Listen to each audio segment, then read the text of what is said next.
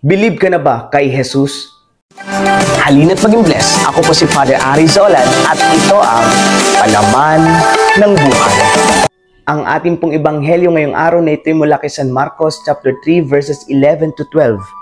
Bawat taong sinasapian ng masamang espiritu na makakita sa kanya ay nagpapatira pa sa harapan niya at sumisigaw, "Ikaw ang anak ng Diyos." Ngunit maigpit na inutusan ni Jesus ang masasamang espiritu na huwag ipagsabi kung sino siya.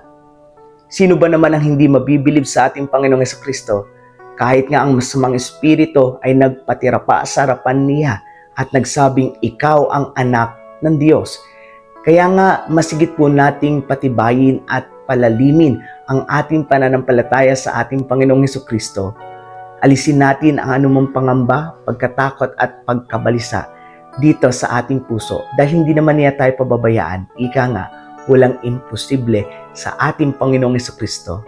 Pagkatiwala na natin ang lahat-lahat sa Kanya, magpaubaya tayo sa Kanya at higit sa lahat, sumunod tayo sa kung saan niya tayo gustong dalhin dahil tiyak ito magdadala sa atin sa isang buhay na ganap at kasiyasiya at higit sa lahat sa isang buhay na walang hanggan.